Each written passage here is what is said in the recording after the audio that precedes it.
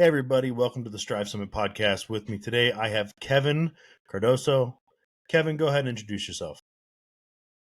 Well, I'm from Sacramento, California. Started off in construction because my old man lives the stereotype. He's a Portuguese concrete masonry guy. So I grew up in the field, grew up with blueprints and drawings around the house and sawdust. So I started in construction and then slowly moved my way over to design, and now I'm in BIM. Short story. Awesome. Perfect. So for you guys listening, Kevin and I are off work now, and we're having a little cocktail to share together. And so sit down, relax, get ready for an interesting podcast. Yeah, man, it's 6 p.m. over here, 9 o'clock your time. It's got to be okay someday. Oh, yeah. It's 5 o'clock everywhere. Let's talk about some technology. So your background's concrete, right? Yeah. So what are some standard stuff you do in concrete that you've introduced slowly over the last few years, like Trimble and stuff like that? Well, the thing with concrete, it's just it's an underserved industry. You know, when people talk about AEC, it's just bundled in there, and people just assume that some dude's going to come and lay some concrete. You know, they never really pay attention to the means and methods. They just put stuff together and they just leave the concrete guys to their devices. So the things that we slowly started doing in the BIM world, I don't know if that's where you're going, but Well, we start the entire world. Let's do the whole world. Yeah. Fair enough. We started introducing means and methods into our modeling. And what I mean by that is, if you got a parking structure and the architect is showing full height columns from the foundation all the way up to level 6, we're splitting that column in 5 or 6 ways. We have to show that this is not going to be one column. Now, we're not hating on design for doing it that way. We understand why they got to do it that way, but we just can't, our clients, our concrete guys, they can't afford it. They can't afford to see one column there. So that's little by little what we're introducing is real world construction in a virtual setting, because it's much more than playing with Legos. Like, we don't get hired unless we make these guys' lives easier. So, So I'm out of my element. I'm Donnie right now. So explain to me what a C1 is. A C1? Yeah, you said a C1 column. Oh, I probably mispronounced that. I meant a one concrete column that goes from foundation all the way up to level 6. Like that'll be what an architect uses in their design. But we got to split that thing up in 6 levels. You know, it becomes much more maintenance, but it is what it is. Right, you're talking buildability at that point. So you're making models made specifically to build from, not for pretty pictures or putting on a 2D print. Okay. So let's elaborate on that a little bit, because again, I'm dumb. I don't know concrete, right? And I will say the assumptions I had about concrete before that you just mentioned, exactly what I thought. Like, I know there's forms, I know there's rebar, I know there's some kind of pressure rating of some kind, right? Explain to me the complexities of, I get hired for a job, I got to put a slab in, multi-level foundation. You know what's crazy is these poor guys, they just get design development drawings to get bid out of. And we already know what DD drawings look like. There's a lack of information, all this other stuff. So at a very small, low level, think of a parking garage and you're driving your car up this ramp. There is an invisible wall at the end of that ramp. It's called a jump off wall. And a lot of people just model it. Oh, it's a wall here. Little things, like they look at the drawings and you see a crosshatch going through that wall. You're like, whoa, whoa, whoa, whoa. Is this masonry? Is this CMU or not? Is this our scope as the concrete guy or not? Oh, why does that matter, dude? It's part of the design. It matters because if it's masonry, it's not my scope. You got to call another guy here, because now I got to coordinate when we're going to pour this ramp with when he decides to put in his CMU wall. Or just give us that CMU wall and we'll make it concrete. And you don't have to worry about it. So that's low level, the types of conversations that we have to have, or that our clients have with their GC clients when they're discussing how they're going to even build it. So that's where we come in. It's like, okay, let's put a model together and let's just visually show people the negatives to that wall being masonry. And that goes for any wall. How's this going to really affect your schedule? How are you going to dowel out of this thing? And if there are any construction guys listening to this, they'll probably be like, oh, that's simple. It probably is, because you guys do it every day. But for the BIM 3D guys, it's a whole new world thinking of means and methods. I love that you talk about means and methods in your building, because that's something that I implemented in construction as I was drawing. Because, again, DD sets, and then they say, go build this thing. Oh, by the way, cut it up into 100 different boxes and stack them together, So you have to apply means and methods to your drawings for any kind of fabrication within any software, especially with something like, probably talking about Revit. Is that what you're using for concrete? Totally. Revit. Totally. Yeah, means and methods. The problem gets a little bit sketchy when you have inspectors coming, looking at your means and methods model compared to a DD set, and you're smiling. So I'm assuming you had something similar happen? Nothing to that extent. What we've had happen is, let's just call them in-house superintendents that come in, and maybe they're not too excited about the idea of using a model, and all they want to do is just pick it apart, right? Yep. Which is another battle in and of itself, trying to convince the old heads that this is for the best. But yeah, means and methods it's a tough topic, because you got cast in place contractors that, Alex, cast in place contractor out of the East Coast, he pours his parking structures one way, and then they send the same set of drawings over to Kevin Cardoso on the West Coast, and I'd be like, I would probably do it this way. Matter of fact, I might precast that, and do it this way. So means and methods, like, it changes from one company to the next, even if we're in the same niche. So I don't know the exact history, but from my understanding, means and methods is a trade applied effect for on-site tradesmen, meaning they have the drawings and they are like, you went through training, you became a journeyman, you're a master concrete masonry person, right? And you take the interpretation of the drawings to build your means and methods. This was a great plan before we started drawing means and methods. So I want to kind of pose the question, and if you're listening out there, comment, talk about it. I'm gonna probably make a post about this afterwards. Do means and methods have to be written down now? If I have a team, let's say plumbers, for instance, there's one plumber who was in the field, the rest are out of school. Does that plumber's means and methods have to be written down as standards in order to draw them in Revit for fabrication? Or is it up to everyone's understanding of plumbing for their own means and methods? Because back then, before all this 3D, none of that's tracked. No one cares, because you're licensed, you went through the training, you have the trade knowledge. Okay.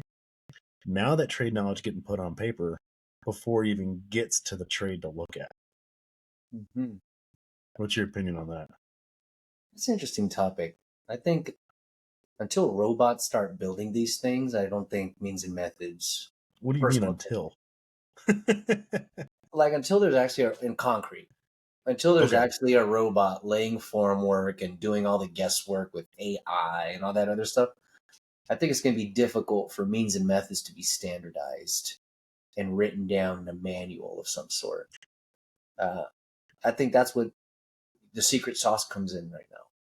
Right. No one's going to standardize means and methods. We all know that. But as a company, like you talked about that column. Like internally? Internally. Oh. So like we're talking like your column that went from underground to 6th floor, right? And you broke it up in 5 different places. That's your means and methods. Another concrete guy might break it up twice. Or maybe he pours the whole damn thing because he's a superhero, right? Those means and methods and how that's done internally has to be written down, because they're going to do that internally before they go out and do it in the field. I see. And so, like, I fall back on BIM as a trade. Everything you do inside BIM is a trade. You can go to school, You can take and follow YouTube or whatever you want, but you're not going to learn how to do things until you actually go out there and or you're sitting next to the guy who's installing it and he's telling you, hey, by the way, we can't do that. That's impossible. Or like, yeah, move that pipe over because when I install it, I need more than this much space for my hands to fit in there and glue this together, right? So that's I'm gonna pose a question and I want people to answer about that. The means and methods, is that now going to be written in house? And am I going to have to submit that to the state? Does the state need to know why I built it that way? It's a good point. I mean, when I think of means and methods, I think about construction practice and procedure, best practice of building. Yep. I think where my brain is going as you're describing means and methods is standards, right? Like that. Right. Yep. In-house standards. Like, how do we build models here, right? Yep. And I think that should be documented, or else it would be a free-for-all, So there's a certain expectation when it comes to modeling. And you hear the whole LOD junk being thrown around. And I'm to you advocates for LOD, I hate the acronym. I hate the ISO 9 whatever. Like, our minimum standard is fabrication level. So whatever, you want to put to that, great. But essentially there needs to be separate parts and pieces to this thing so that we can attach time to it, But yeah, anyway, that's a tangent. But you are gonna open up a can of worms, man. Shit's gonna roll downhill real quick. Are you ready? Okay, it's so chill. I'm fine. Oh man, I had standards, right? We talked BIM standards. Sure. We had drafting standards before when we were in CAD. When we hand drafted. Everyone had a book like this and you read it front to back and you signed the back and you said, okay, I'm gonna draw like this for your company. People listening, or anyone, I'm gonna snip this clip. If you're out there and you don't have a book of standards, or you say you have a book of standards, I bet you it's not the book I'm thinking about. It's the book of standards of means and methods. It's the book of standards and how you draw. What is the height of the text on all your drawings? Where does the placement of the drawings go? Why do I build? Like the angle of the lettering. Why do I build the way I build? Once those standards are in place and there's a hard copy on all your department's desk, there is no confusion on how things get done. The efficiency is going to go through the roof. I know because I built that book once. And I made everyone follow it. How much fun did you have building that book? Oh, it was absolutely horrendous. I will tell you, I wanted to quit every day. But so when I built that book, I made it part of the team. So every day we have morning meetings. Every Thursday or Wednesday we get together. I forget which one it was. And we talk about, okay, how are we doing this week with the book and the standards? Do we think we could do things differently? Do we think we could improve? What do we need to add? What do we need to take away? And we had checklists and stuff like that. And honestly, taking the team from being the bottleneck in CAD with a 10-person department of getting stuff done, and then now being the floodgates to say, okay, give me what's next, and getting ahead like 2-3 projects in 2 years. Building the book, building the checklist, building the processes, building the team up. 2 years is not a very long time to build that team. It is hard right now to keep people on a team. I've just heard this recently on LinkedIn. The turnover rate for BIM modelers particularly is very high. You bring a person in, you teach them what it is, 2 to 3 years, they're great at what they do and they go off and do their own thing now. And they do their own services and drafting because they can do it their own way. That means a methods way. Well, I think the BIM, we're getting into a different little. Oh. It is what it is. I told you, it's going downhill. Dude, look, most of us, I don't know about you, start off as a drafter, just like 90% of the self-employed BIM community, right? And I started earning money that I wasn't expecting to earn because I didn't have a master's in structural engineering or whatever. We grew up in design offices where some had better cultures than others, but there was that inherent, you're a drafter and I'm up here. And so my mind opened as I started hopping around and I started earning more and I got capped out. I was like 26 and I was like, really? This is going to be my situation for the next 40 something years. It's only until I went to construction that these dudes didn't care about my background. I got cussed out so much in construction that I was like, this is so I kind of like this because they didn't care. They're like, can I train you? Can I coach you? And to me, that's how my personality functions too. I don't care if you have all these degrees. So my point is the BIM community figured out our services are valuable. Like my knowledge is valuable. Someone's willing to pay for this. And if it's not design, it's construction. And that was the hop and the skip over into construction where I was like, oh man, this is where it's at for me and my personality. So that's why the high turnover, I feel. Because I agree. I mean, I've switched jobs 2 to 3 years, and I went from manufacturing airplane parts, then the pinball parts. Took a break there from firefighting, paramedic, and then I came back to construction and modular construction for 2-3 years. But that's really where my 3D modeling Revit career started. I was doing SolidWorks and stuff like that. I hated construction. I didn't want to do fractions. That was my only reason to be out of, I hate fractions, so I'm not doing construction. That was my thing.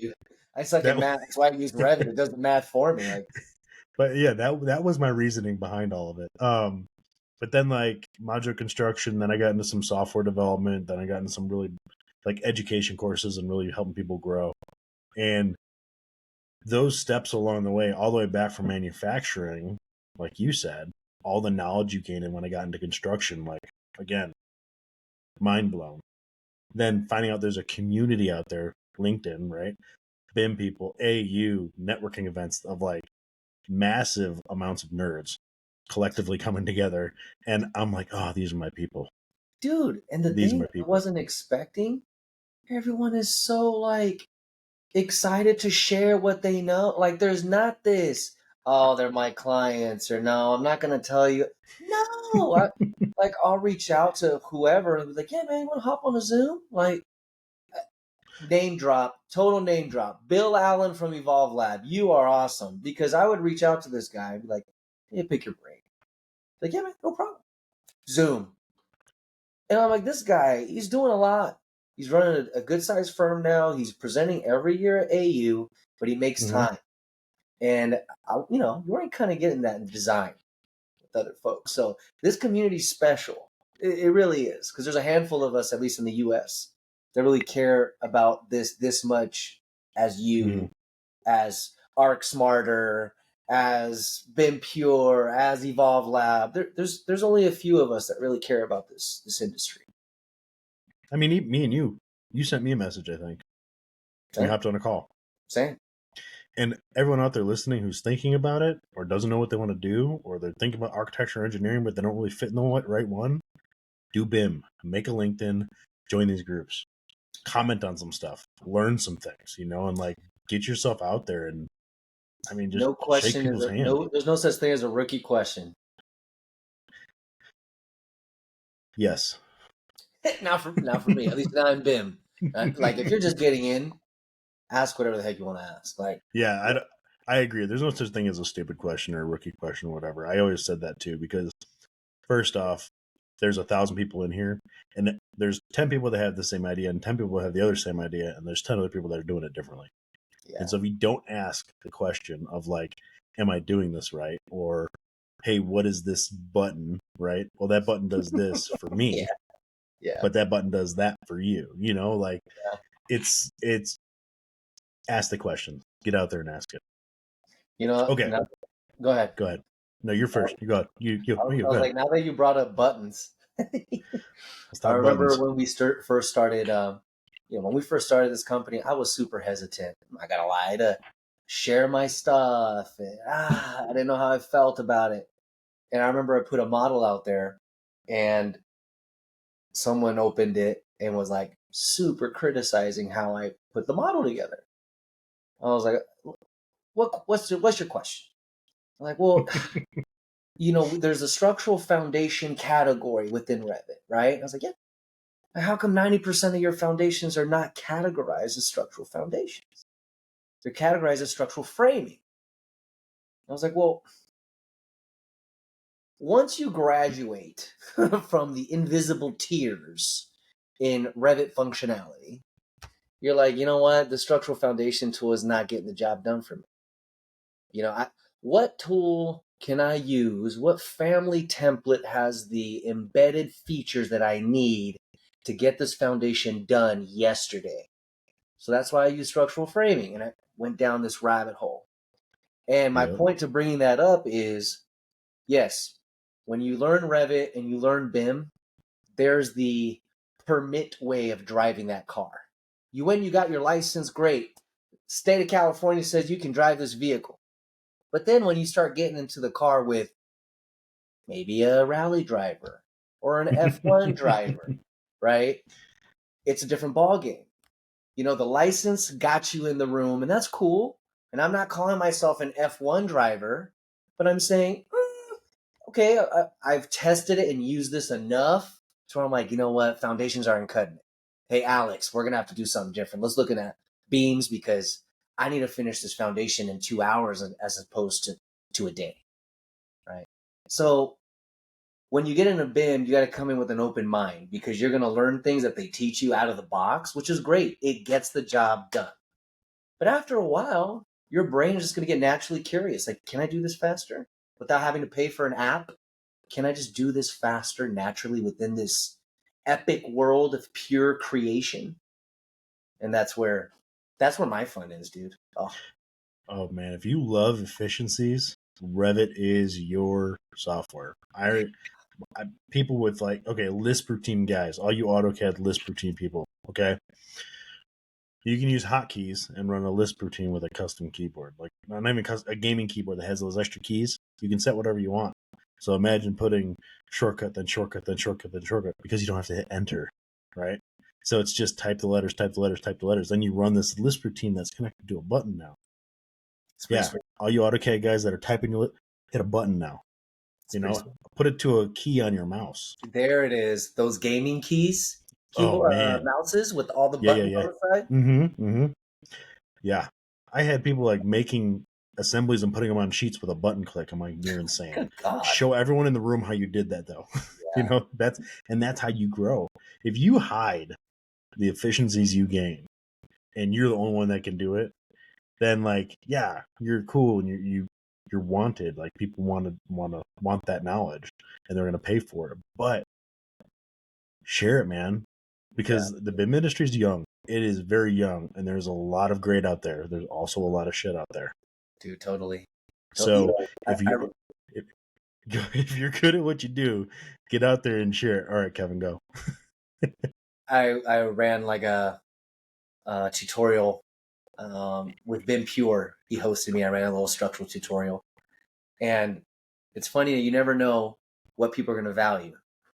So I'm nervous, dude. I'm a wreck. I'm like, what am I doing this for? This is, come on. So I did my thing. I had it prepped, and I thought people were going to enjoy, some of the concrete things that I was talking about.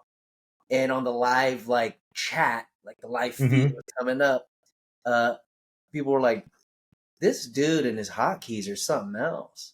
Because as I was talking, I was just typing away and clicking them in my zone, And, the model's just orbiting and zooming in and the section box and all of this. But, to me, that was just daily life. I was worried about dang, are people going to find this concrete stuff valuable? And some did. But a lot of them were just like, how did you do that in Revit, man? And I was like, oh, that's kind of cool. Something that I took for granted, hotkeys, efficiency. Mm-hmm.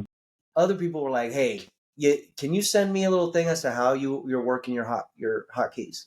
Yeah, no. Or your keyboard shortcuts.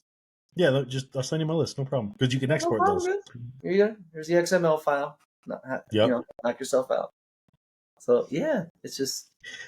Yeah, and a lot of the trainings that people do, I love to see their knowledge come through. Like I remember doing an intro to 2024 Revit. 2024 just came out, new features, stuff like that. I watched the Revit Kid, the Balkan Architect online, stuff like that, learn what they were doing. And then I'm getting in there, I'm doing this class, and like, I'm going through and I'm like, yeah, you know what? Like, topography is great, but when you use topography, what do you want to use it for? How do you make your slabs? And then we go over frustrations on moving around the model and how I beat those frustrations. And then the whole class turned into not what is Revit 2024, what frustrates you, and how can we go through and work and solve a problem to make it better. Mm-hmm. That is the train. That's that. Okay, back to BIM as a trade. That's the trade knowledge that needs to be shared. That's the thing you're talking about. Your F1 car. Yeah, Revit's great. This is how it works out of the box. But out of the box is not always the best thing. Maybe you need to tweak a few things. Maybe your workflow requires you to do something different that is not a typical workflow. How do you do that? How do you combat those challenges?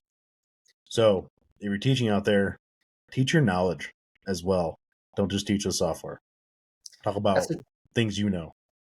Hey, that's a good point. Because this isn't like CAD days, where, Right. like you mentioned, like the book, you needed to put this on this layer and that on that layer. Now, there is some standardization that needs to happen, or else the stuff doesn't plot nicely, right? But Right. now I just teach people, hey, you got a blank canvas here. Like the looks, how it's going to print, don't worry about that. Because in my head, I'm like, I can fix that with view templates. Don't worry about that. Like, just build this thing. And here are a few little 3 or 4 tools that we'll go over. And you just build this and have fun with it. Oh, Mm-hmm. but when it plots, get that CAD thing out of your mind. We can fix the plotting. Don't worry about it. There's no layer 0 here. No trips, And so whenever I would train like our staff, that's how I would train them. Like, no, hey, don't everything you learn from CAD. There's layers, but the closest thing you're going to get to is categories. Other than that, scrap it. Yep. You're in a new world here, and it's literally a black screen, and you can just do whatever you want. Yeah, I just taught a class from CAD to Revit, a hardcore CAD to Revit, That's the and toughest. so You're like deprogramming how you think. it's hard. I've used some references to Revit, like dynamic blocks or families, and Mm. you only build with blocks, you don't build with lines, and so it's little things like that that go back and forth. But yeah, I mean, it's hard to deprogram yourself from 10, 20 years of knowledge to the brand new software that you're getting into that you've been resisting forever, and I know all of you out there are resisting it. And that's fine. Like, Revit's not for everybody. Maybe that's not the tool for you. I remember going and I did a discovery call trying to figure out, if Revit was the right tool or how to convert, go from advanced steel and fabrication parts to Revit. And I was like, well, do you need to? What's your workflow look like? Yeah, don't make extra work for you to do the same thing in 3D software. That doesn't make any sense. Now, if it's going to enhance your workflow and give you extra information and move you forward, yeah, by all means, yeah, you need to move and migrate. But look, I'm not even halfway through this. Jesus Oh, Christ. dude, don't worry about it. Babysit that thing. You're golden. Um, Dude, let's talk about your career for a minute. no. Okay. Yeah. I want to switch gears a little bit. We can come back and rant. But Kevin, I want to hear where it started, but obviously concrete's in your blood. It's in my I blood. want to know at what point you did your own thing, you decided concrete's what you're going to do for life, how you got into drafting, and then what Revit happened and what that resistance looked like to Okay. you running your own company today. Okay. Let's do Cliff Notes version until getting to the company. So I'm from Sacramento, California, and I was working in construction. So my dad was a builder. And like a lot of guys that are now in the office, it's like, dang, this is great. I just don't want to swing a hammer for the rest of my life. Mm-hmm. And so I knew a guy that worked for KPFF Structural Engineers, and he got me an interview up in Sacramento. Shout out to Dan Allworth, the principal up there. And this guy had a vision. Dan Allworth, the principal of KPFF in Roseville, Sacramento, had a vision. And he was like, I need someone in here that can speak 3D. I was like, this is 18 years ago, dude. I'm 21, 20 years old. And he's like, some GCs are just starting to drop these little hints about 3D. Do you know anything about Revit? And I was like, in the interview, yeah, I mean, I took a course, community college. It was literally like what, they made me offer that day. And I was like, okay, deal. I gave my previous employer like a 3-hour notice and I was gone. You know, you don't know anything about professionalism when you're 20, so I was gone. That was a start of everything, dude. You know, I didn't finish my college anything because there was nothing at the time. It was just a Revit course that they called advanced drafting. So I get in with the structural engineering firm, and they just give me opportunity after opportunity, and it was trial by fire because there was very little on YouTube. There was nothing, dude. I remember moving grids around because I didn't understand 3D and 2D. The little toggle, I didn't understand it. So I was like moving it 3D, hitting print, and then all my sections looked like crap. So I went all the sections and I was like moving. You know, that's how you start. So anywho, Right. Yep. I went from KPFF and I went to a company called Bueller and Bueller in Sacramento. That's a real company. Now they're just Bueller Engineering. And they had a full-on outfit, man. And I took off there. I took off. I loved it there. And that's how the experience started building in structural engineering. Revit for structural design. Okay. And then I decide the Bay Area is where I want to give this a shot. And actually, you know what? For being transparent, I got fired from that job. I got fired from that job. And I loved that job. And I was good at it. But you know, you're young and dumb and whatever. So I go to the Bay, dude. And there was a metal stud outfit in the heart of the city that was using Revit structure to mass populate all their metal studs in a hospital. Boom, let's go. And that's where I understood that, holy cannolis, this stuff can pay. Because I went from, maybe 50 grand in 2013, making 50 grand or so. And then I get a job in May of 2014 in the heart of the city making 88 grand. Oh, yeah. Yeah, you're doing pretty 2013, 50 grand is pretty well. 88 right away. Yeah, you're doing pretty well. And, you know, my family's like, oh, but rent in San Francisco is crazy. But the math just worked. It wasn't just about rent. The math worked. And that's where, like, BIM for construction was like, okay, this is incredible. Because I'm sitting with metal stud guys from the field. These dudes are there, and they're sitting next to me. And yeah, they got their attitude because these guys are rough around the edges, some of them. And they're just like, why did you model like that? That's not how I'm going to build it. Okay, then tell me how you're going to build it. And they would say and explain why. And I was like, oh, let me write that one down. So, like, learning Revit was literally just first gear. I have 5 gears left in this transmission. Like, I'm a car guy, if you can't tell. Like, dude, it was like the first step to like, oh, okay, I know how to drive this car, but now I got like a navigator here who's like, no, this is why I do things this way. Okay. Yep. This changes things. Yep. I'm going to butt in real quick. Do it. So was that your aha moment? Was that the moment where you were like, this is what I'm going to do for my career? Or was that before when you just started Revit working for Bueller? I think when I got my first taste of BIM for construction, that was my aha moment. Because when they're communicating with you, going through the liaison stuff and being like, no, this is how I build it. I'll be completely, the money. Because to me, dude, I'm young, bro. I'm like, I want to pay my bills, but, you know, I want to work on that car I got on the weekend. Like, yep. At that point, you're thinking, like, can I make a living doing this? Did I make a mistake and stop going to school because I enjoy this 3D modeling toy? Did I make a mistake? And then when I got in it for construction, it was oh, maybe I didn't, because this is year one, and I'm at 88 or 88 out of the gate. Okay, huh? And then it was just like up from there on the salary tick. You know, I started every year, every 18 months, I was interviewing somewhere, which is probably a bad look, but you gotta do what you gotta do. You know. No, and you know, job hopping's a big thing they talk about with millennials and Gen Z and stuff.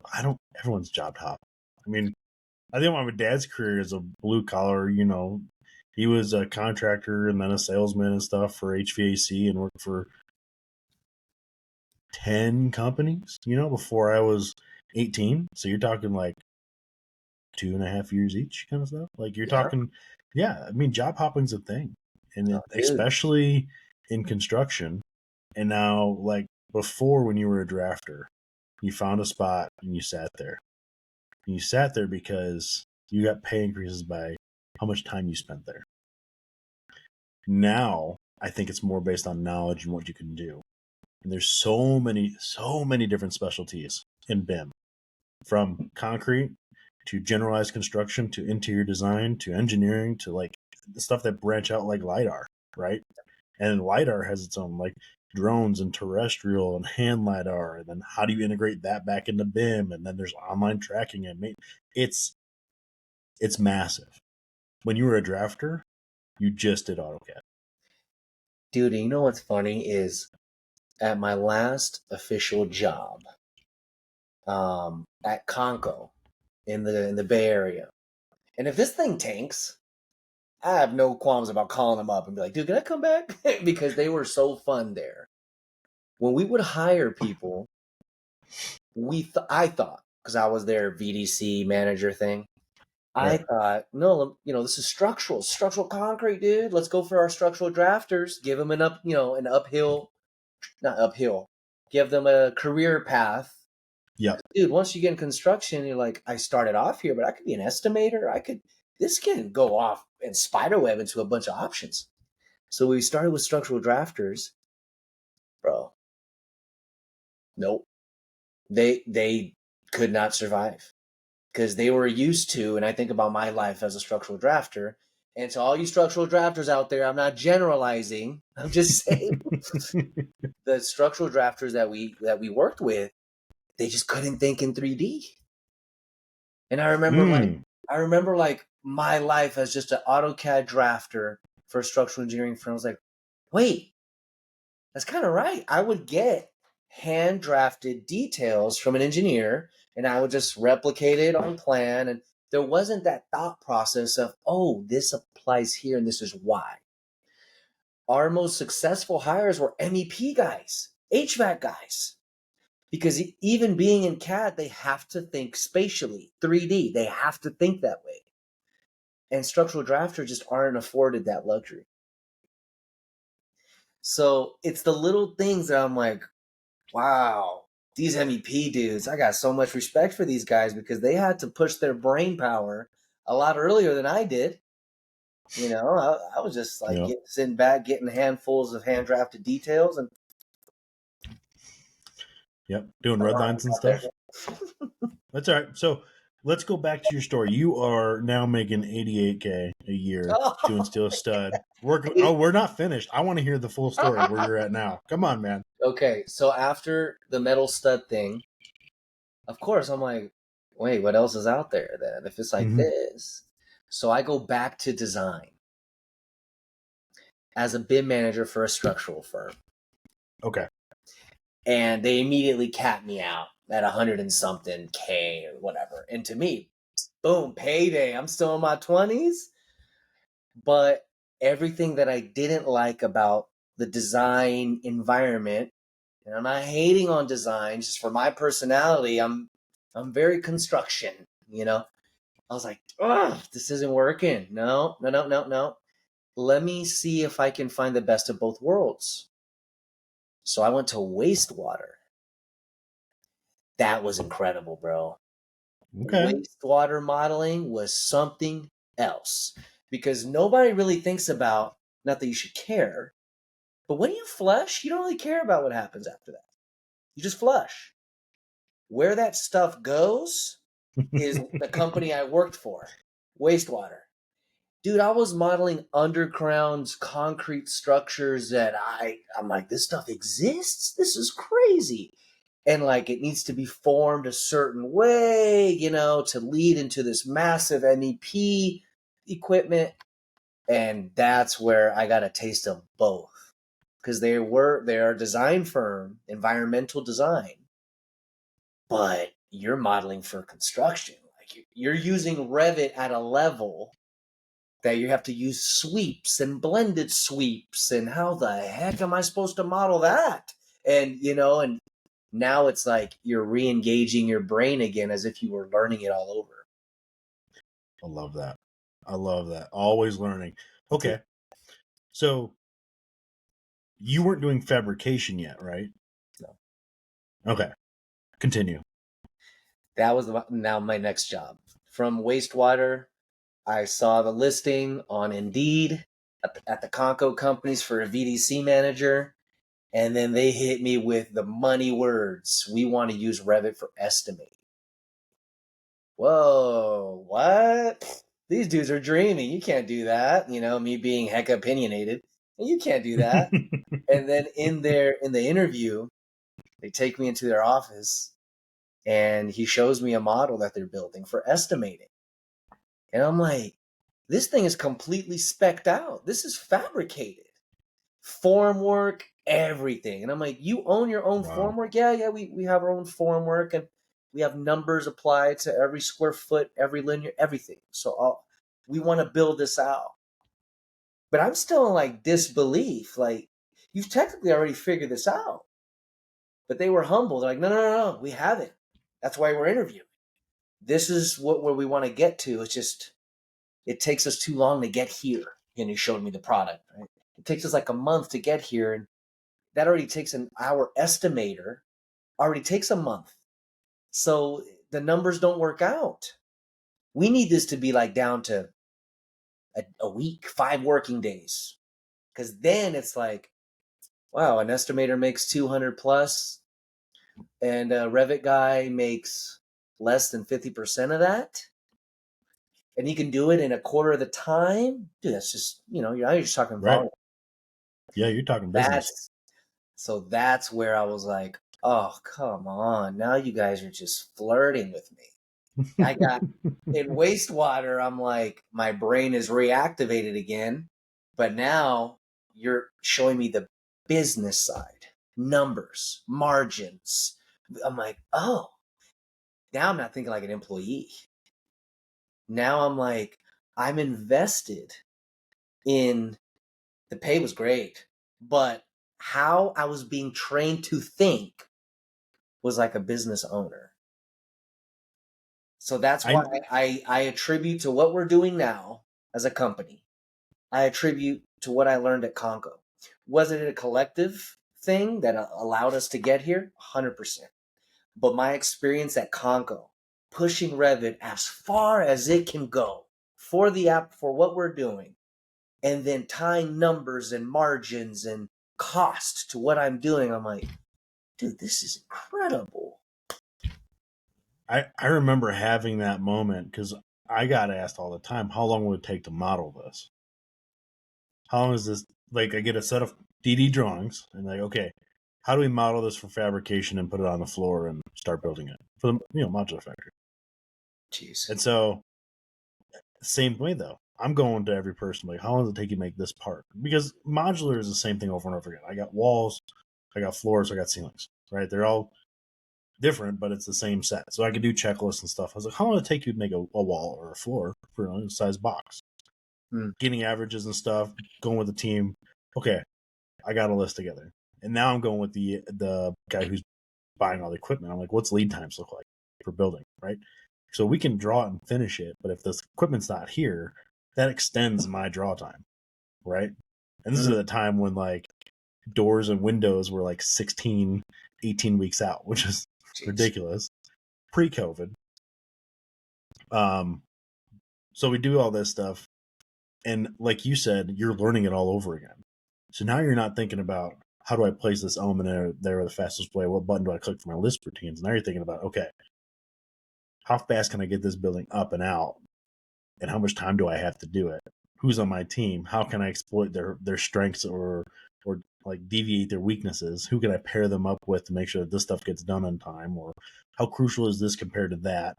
Costs and estimations of what we're paying people and things like that. That was incredible. And I was fortunate to have that experience as a BIM manager. And then that led to more proposals and things like that. But I do remember that moment and it being this epic, like, holy crap. Yeah, we can do a lot here. We can do a lot here. And then it gets you automatically invested in how can I make it more efficient? What Right. found, and then it got me asking the department questions. What is taking you guys the most time to model? Slab on grade elevator pits. I hate those things. Why? Because the elevator wall has to be poured a little short.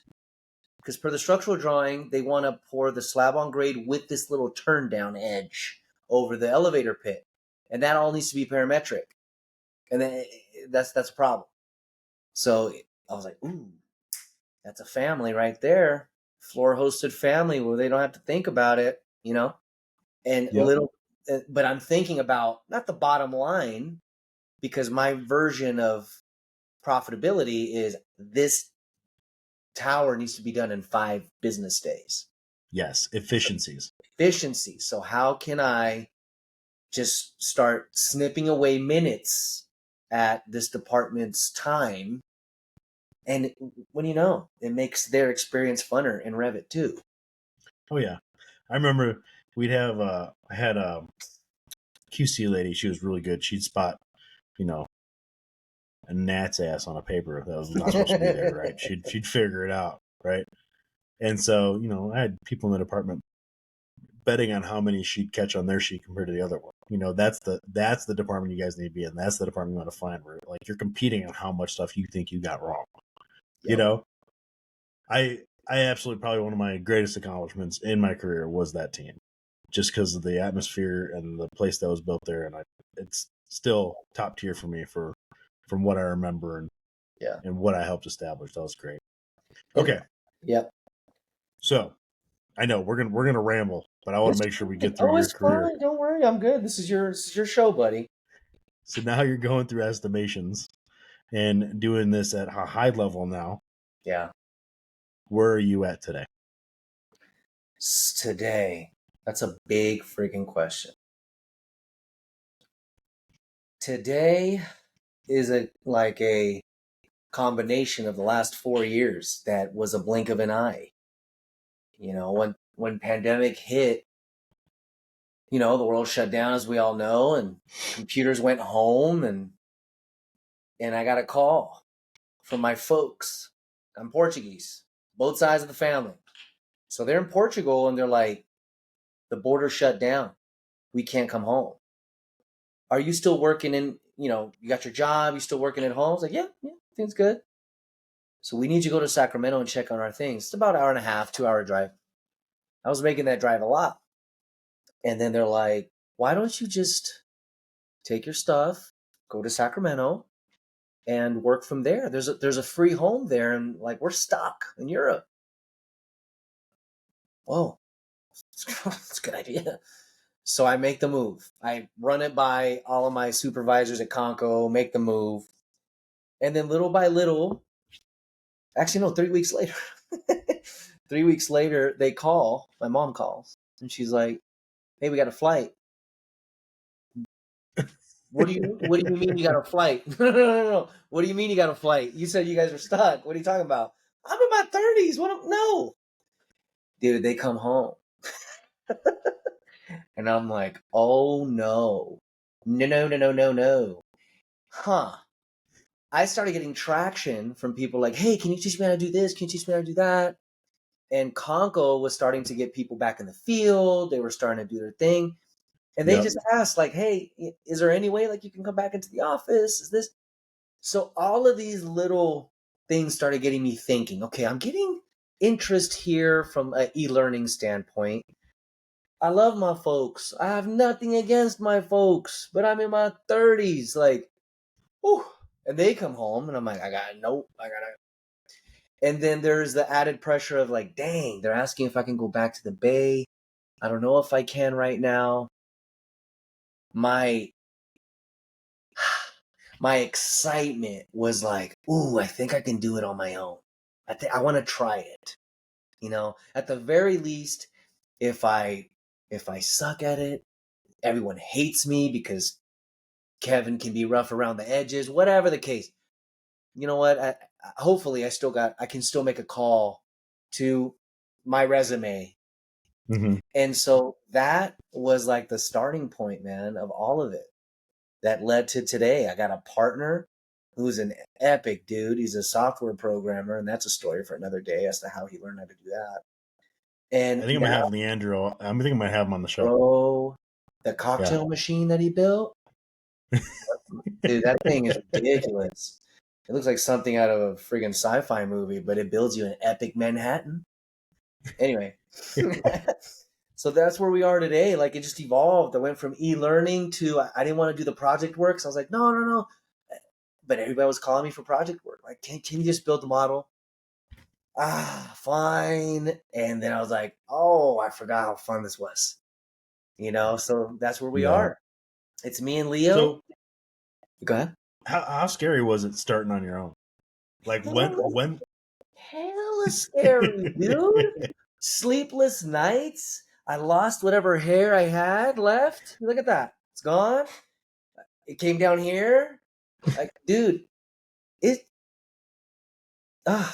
literally like jumping off a plane with no parachute. That's how it felt. Yep.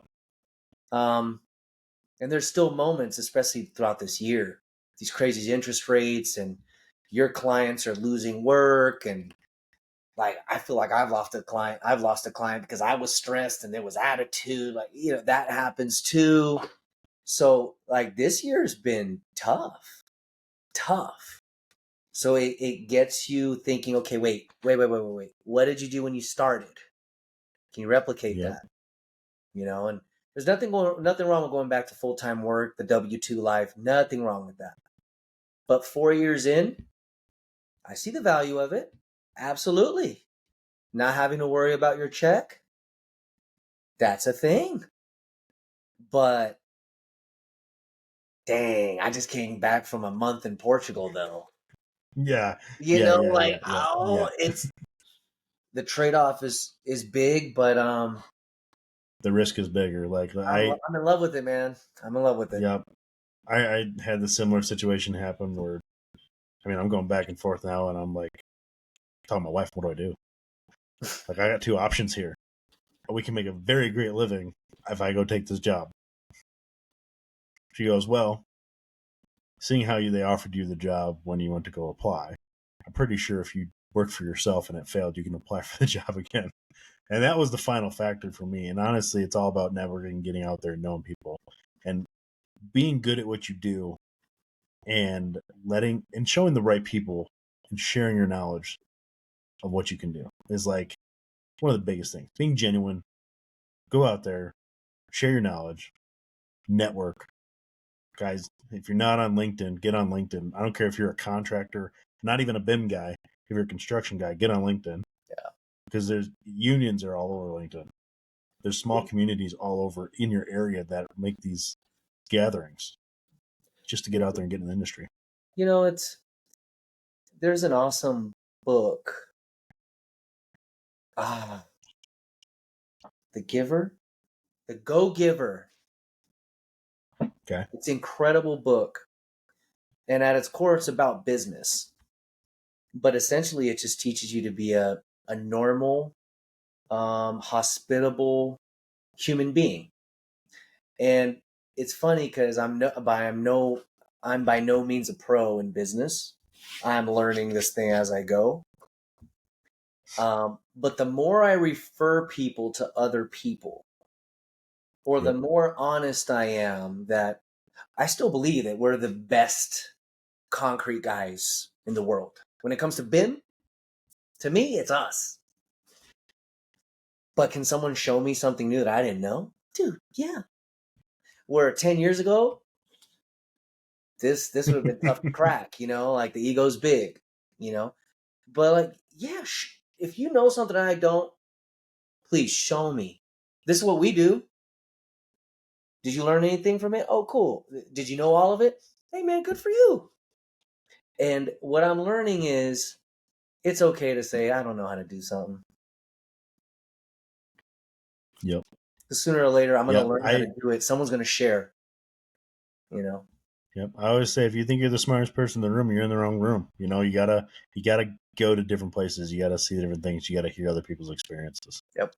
Well, Kevin, I appreciate your time today. Your story is amazing. This was From fun, man. going. Thanks. There it is. That was it. You got to go. Right.